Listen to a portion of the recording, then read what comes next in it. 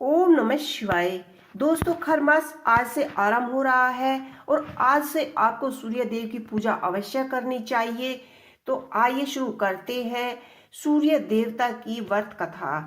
पुराणों के अनुसार जब एक बार सूर्य देवता अपने 7 घोड़ों के रथ पर सवार होकर ब्रह्मांड की परिक्रमा कर रहे थे, तब निरंतर चलने रहने के कारण उनके घोड़े रथ में जुते घोड़े बहुत ही थके और सभी घोड़ों को बहुत ही प्यास लगी थी। सभी व्याकुल हो रहे थे।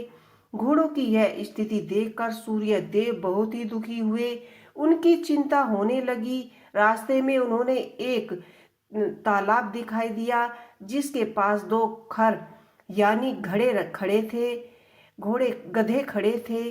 भगवान श्री नारायण ने प्यास से व्याकुल अपने घोड़ों को राहत देने के लिए उन्हें खोल कर 2 गधों को अपने रथ में बांध लिया, लेकिन खरों के चलने की गति धीमी होने के कारण रथ की गति भी धीमी हो गई। इसमें 1 मास चलने की गति धीमी होने के कारण रथ की गति भी धीमी हो गई। फिर भी जैसे तैसे 1 मास तक चक्र पूरा हो गया। उधर तक तब तक घोड़ों को काफी आराम मिल चुका था। इस तरह यह क्रम चलता रहा। इसी वजह से इसी महीने का नाम खरमास रखा गया। इसी प्रकार पूरे पौष मास में खर अपनी धीमी गति से भ्रमण करते रहे और इस माह में सूर्य की तीव्रता बहुत ही कमजोर हो जाती है।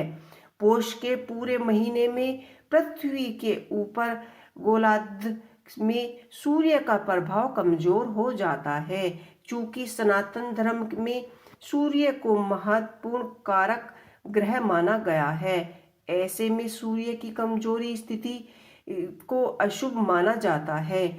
इस कारण खर्क मास में किसी भी तरह का कोई मंगल कार्य इसको रोका गया है। प्राचीन काल में आइए शुरू करते हैं कहानी।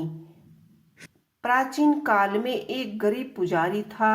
उस पुजारी की मृत्यु के बाद उसकी पत्नी विधवा हो गई थी और वह अपने परिवार का पालन पोषण बड़ी दुखद स्थिति में कर रही थी।